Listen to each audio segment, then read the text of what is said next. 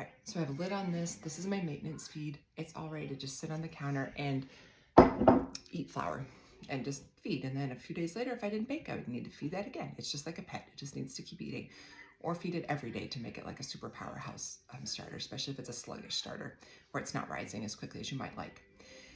Now, if I were gonna bake, I would start the night before. It is not nighttime right now. I have some already going. It's gonna be like old-fashioned cooking shows where I show you, here's what I would do, and then I would let it sit all night. And then I'll pull the one that's been sitting all night and show it to you. I've got jars all over this house making this video series. There's all things in different stages rising. Okay, so same process. I'm just gonna grab some starter. I'm actually gonna grab some from this jar because there's a little bit more in here. I'm gonna grab a little bit more. Usually when I'm gonna bake, I do about 100 grams. This is something that there's like room for trying different things. Sometimes I think if you use more starter, you get less of a sour flavor. And if you use less starter, you get more of a sour flavor, or vice versa. I can't remember which. Just one second, but I'm making a video. You have to wait a minute, or you can go look in the lunchroom. Okay, so I'm gonna get about 100 grams of starter. And what I'm wanting to do is get enough starter going so that I have enough to add to my bread batter and that I have enough to save back. That's kind of the idea of why I'm using a little bit more than if I just was feeding it. It's really the same process. And I think this can be a confusing like differentiation. Feeding to maintain it and feeding it to make bread are really almost, oops, let me get my scale on, almost the same thing. I'm just doing a little bit more.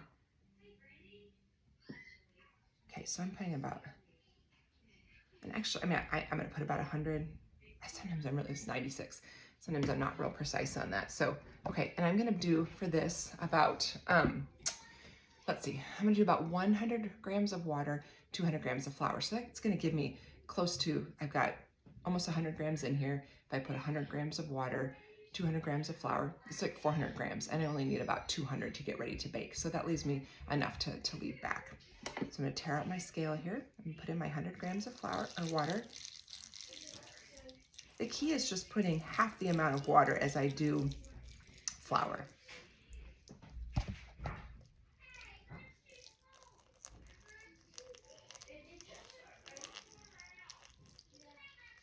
Some of you, I guess I'm assuming, I shouldn't assume, if you're using your scale, haven't used a scale for a while, maybe it's been a while since you've been in a high school chemistry class and did a lab.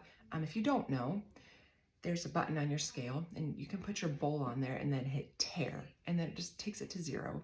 So it like accounts for the weight of the bowl and it makes that 0, and then you can weigh out your water with your bowl in there. So if you didn't know how to do that, that's how you, and then like for instance now it says 100 grams because I just put 100 grams of water. I'm gonna hit tare again and bring it back to 0, and then I'm gonna weigh out 200 grams of flour.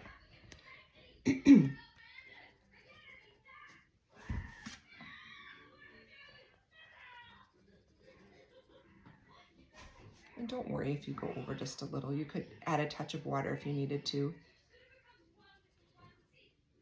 Okay, right at 200. Okay, so now this is just gonna look the same. Just this shaggy ball of dough. Oops, I should have put an apron on. I usually always have an apron on in the kitchen. I am super messy. Don't wanna mess up all my clothes.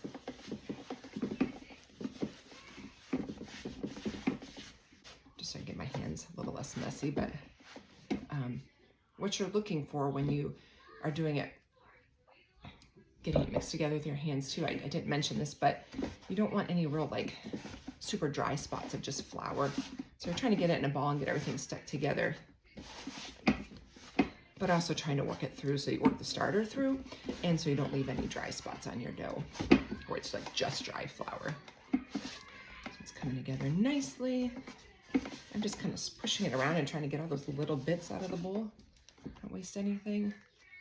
Yeah. This one is a little bit dry. Yeah, I must have put just a touch more water when I measured. A couple grams does make a big difference in how wet your dough is. You can see this is not nearly as sticky as my last one. Just keep working that.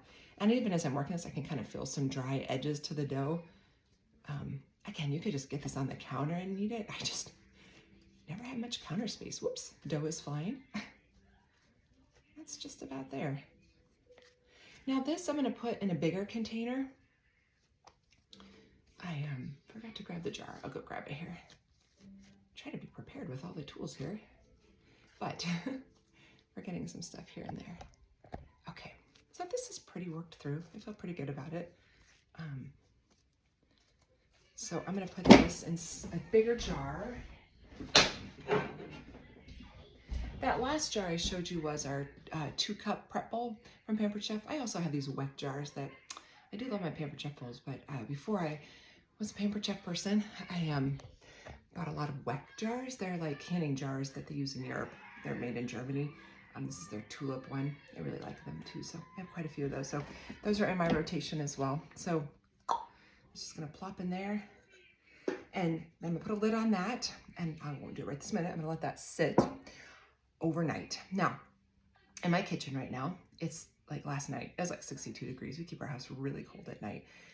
That could be ready to bake at that temperature, but it would probably take like overnight and a day. Like it'd almost be ready the next, like not that morning, but like the following morning. So if you can just time it however you want. I actually put like a heating wrap. Let me show it to you. It's just like, actually, they sell really fancy ones, but my husband was like, it's just like a reptile heating mat. You don't need anything. I mean, you could get the fancy ones, but they're a lot more expensive. So this normally would just like lay flat to go into like a snake tank or reptile tank to keep them warm. It's got a temperature adjuster. I just finagle a little rubber band and put it around my jar